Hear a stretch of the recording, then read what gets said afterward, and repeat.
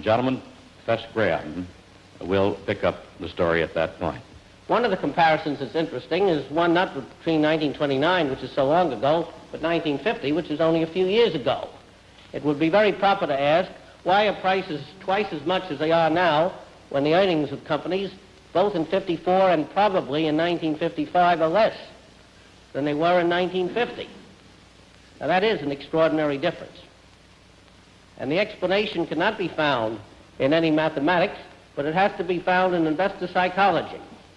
You can have an extraordinary difference in the price level merely because not only speculators, but investors themselves are looking at the situation through rose-colored glasses rather than dark blue glasses.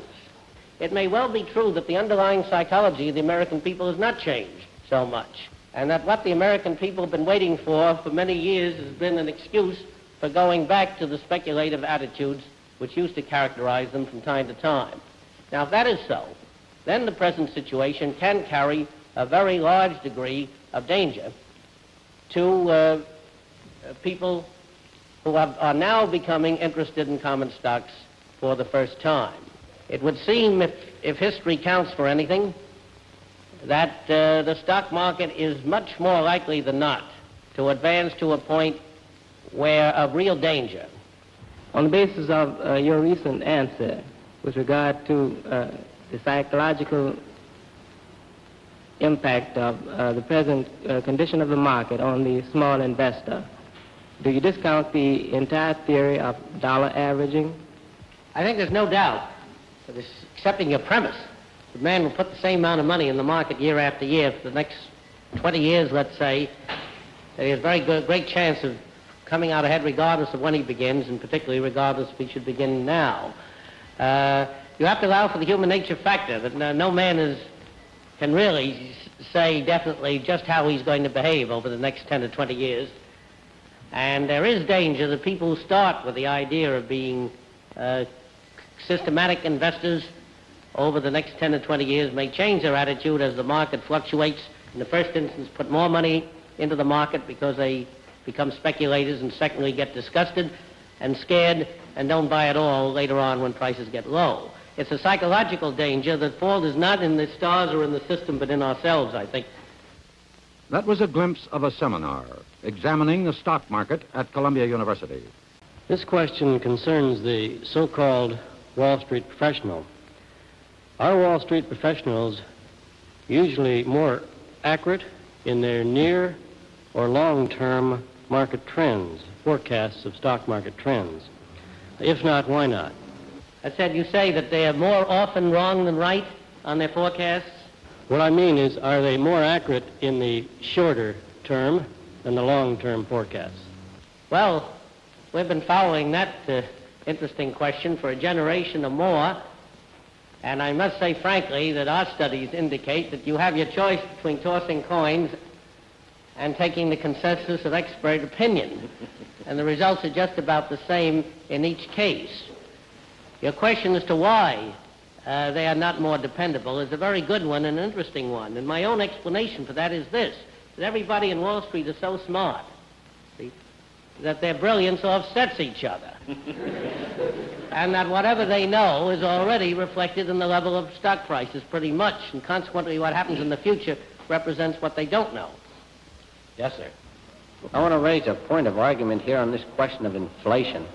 It seems to me that you're correct in stating that there's been no inflation in 54, but there also appears to be several long-term inflationary points in the economy today. These, I think, are the deficit spending that's supposed to be continued by the government, the easy money policy, which is expected to continue, the question of increased union wages, the talk about increased minimum wage, and the talk about a guaranteed wage.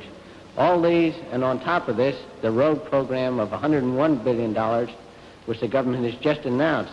These seem to me to be long-term inflationary things in the U.S. economy, and I wish you'd talk about these. Well, that's a question that has a good many angles on it. Perhaps we both better try it. Professor Graham, why don't you take the first crack? Well, I think there are two answers to that in my mind.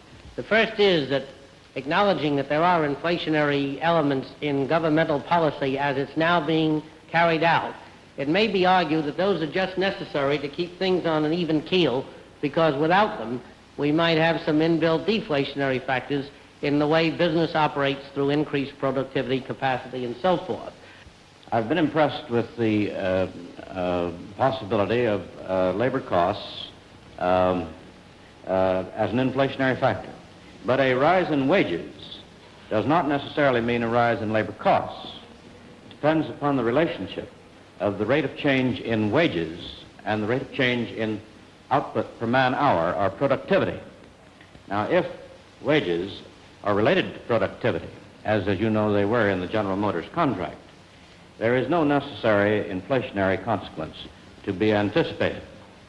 However, apart from that, it's entirely possible that if wages go ahead faster than changes in productivity, there could be a seriously inflationary factor.